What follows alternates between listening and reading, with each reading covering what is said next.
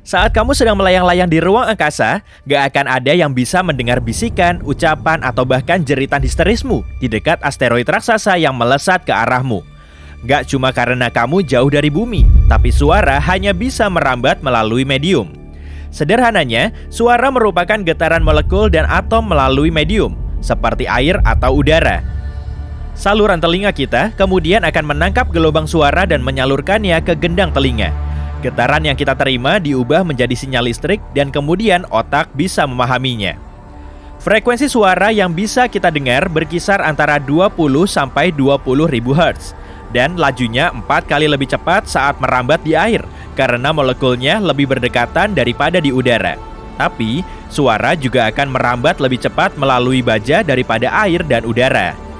Suara alami terkeras yang pernah terjadi di bumi dihasilkan dari gunung meletus. Meski nggak tahu pasti, para ilmuwan yakin kalau erupsi Gunung Krakatau pada tahun 1883 merupakan suara terkeras yang pernah didengar oleh manusia. Gunung ini meletus dengan kekuatan dahsyat, menghancurkan pulaunya, dan melepaskan 20 juta ton belerang ke atmosfer. Letusannya bahkan masih bisa terdengar dari jarak 4.800 km atau sejauh jarak dari New York ke Irlandia. Jenis suara bisa bermacam-macam, tapi kita paling sering mendeteksinya sebagai bentuk tekanan gelombang yang merambat melalui udara. Laju suara akan lebih lambat saat merambat melalui gas berat dan udara dingin. Tapi lajunya ini akan semakin cepat saat melalui gas ringan seperti helium. Di ruang angkasa nggak ada air dan udara, sehingga suara nggak punya medium yang dilaluinya. Atmosfer kita terdiri dari 10 septiliun atom, jumlah yang sangat banyak agar suara bisa merambat. Tapi di ruang angkasa cuma ada 10 atom per meter kubik areanya. Berarti di atas sana sangat hampa dan sunyi. Tapi nggak selalu gitu juga sih. Alam semesta kita sudah berumur 10 sampai 20 miliar tahun dan terbentuk oleh ledakan dahsyat atau Big Bang. Ledakan ini nggak terjadi sekali aja dan di satu tempat, melainkan ruang angkasa bermunculan di seisi semesta. Dulu alam semesta berwujud mirip bola plasma panas dan jauh lebih tebal daripada sekarang, sehingga bisa dilalui suara. Saat terbentuk, alam semesta menghasilkan gelombang kejut, dan gelombang kejut ini menghasilkan gemuruh kosmis yang terdengar jauh lebih dalam daripada suara yang bisa kita tangkap. Inilah suara pertama yang dihasilkan alam semesta kita saat masih terbentuk. Para ilmuwan telah mengubahnya menjadi versi yang bisa kita dengar. Lama-lama, alam semesta juga meluas. Dan saat ini, alam semesta kita jauh lebih besar, lebih hampa, dan lebih sunyi. Nah, bagus dong. Kalau suara bisa merambat lancar di ruang angkasa, kita akan bisa mendengarkan ledakan nyaring, bunyi berisik, rintihan, dan suara lain yang dihasilkan oleh benda langit. Matahari juga nggak diam loh.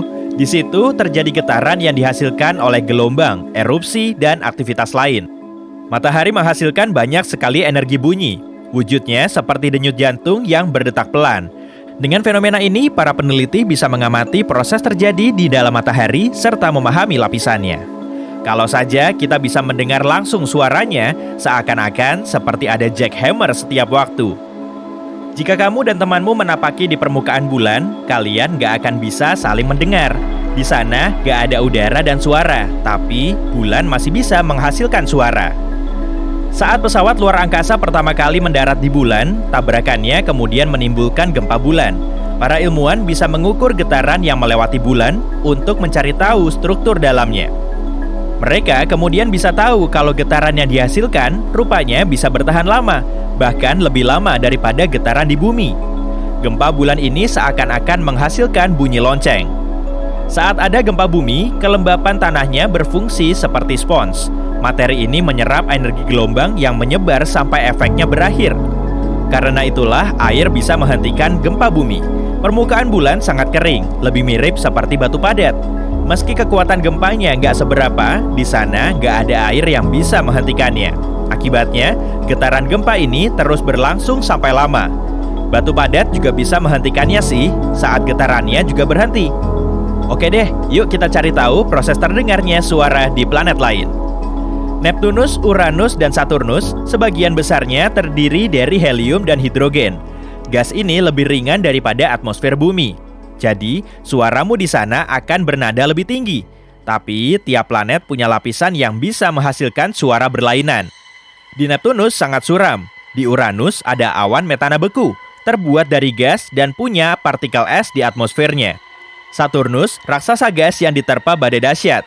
Cuma satelit terbesar Saturnus, Titan, yang diketahui memiliki atmosfer. Dan atmosfer di sana lebih tebal dari atmosfer bumi. Kondisinya juga sangat dingin dan dihujani metana cair.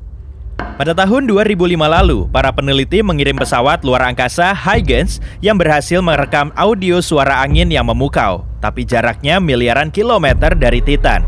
Kalau berada di sana, kemungkinan kamu bisa mendengar suara yang mengingatkanmu pada air terjun. Padahal, sebetulnya suara itu dihasilkan oleh metana cair yang mengalir. Yuk, pindah ke Jupiter. Jupiter nggak memiliki permukaan padat juga. Planet ini terbuat dari gas yang semakin dalam juga semakin padat, dan wujudnya semakin cair. Tiap lapisannya menghasilkan suara yang berbeda. Jupiter sebenarnya cukup berisik dan punya suara unik. Planet ini menghasilkan badai radio kuat dengan petir dahsyat. Saat di sana, kamu akan mendengar gemanya yang terus memantul. Mars, atmosfernya jauh lebih tipis daripada atmosfer bumi. Artinya, planet ini nggak punya cukup molekul agar bisa dilewati suara. Anginnya bisa cukup kencang, seperti badai di bumi. Tapi di atas Mars, rasanya seolah-olah cuma sepelan angin sepoi-sepoi. Tapi, kamu nggak akan mendengar gemuruh badainya. Kamu mungkin akan mendengar debunya saat terangkat dan menabrak baju astronotmu. Di atmosfer yang tipis itu, suaramu akan jauh lebih sunyi dan itu tak akan merambat jauh. Mungkin orang di sebelahmu berteriak, tapi kamu tak akan mendengar apa-apa. Udara berdensitas rendah biasanya membuat suara kita terdengar sangat tinggi, tapi suhu dingin, seperti di Mars, memperlambat suara sehingga akan lemah lagi. Suaramu di sana akan terdengar agak jauh dan samar. Dan bayangkan mendengarkan alat musik seperti gitar atau piano di sana, seperti melodi redup dari mimpi. Suara di Venus kebalikan dari Mars. Venus memiliki atmosfer yang padat, jauh lebih padat daripada atmosfer kita, seperti antara air dan udara. Di sana kamu akan mendengar suara seperti saat kamu di bawah air. Lingkungannya agak berbeda dengan suhu 482 derajat Celcius dan 100 ton tekanan atmosfer. Tapi anggap saja kamu memiliki baju astronot ajaib yang mencegahmu hancur atau terbakar. Saat di Venus, kamu akan mendengar guntur. 40 tahun lalu, pesawat antariksa berhasil mendarat di permukaannya dan berjalan hampir 1 jam sebelum mati. Pesawat itu mendengar suara angin kencang yang menakjubkan. Jika kamu bicara di Venus, pertama-tama suaramu akan memiliki nada rendah karena atmosfer yang padat. Tapi, suaramu akan semakin tinggi karena udara panas meningkatkan kecepatan suara. Itu akan berubah-ubah dan teredam suara guntur di sekitarmu. Merkurius adalah planet batu tanpa atmosfer, jadi berdiri di permukaannya dan bicara akan seperti mencoba bicara sambil mengapung di ruang angkasa. Sia-sia. Itu hampir seperti kondisi hampa udara yang akan membuatmu berpikir Merkurius tak memiliki suara sama sekali. Tapi, kamu masih bisa mendengarnya meski bukan di udara. Bebatuan, tempelkan telingamu di permukaannya. Mungkin gempa Merkurius akan datang. Alam semesta adalah tempat yang terhubung oleh cahaya.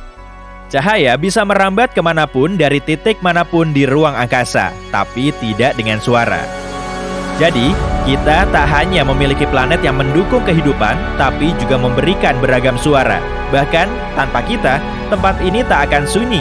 Angin sepoi-sepoi dengan lembut membelai puncak pohon, gempa bumi, gunung berapi, gurun, laut dengan ombaknya di permukaan, dan suara menyeramkan di kedalaman.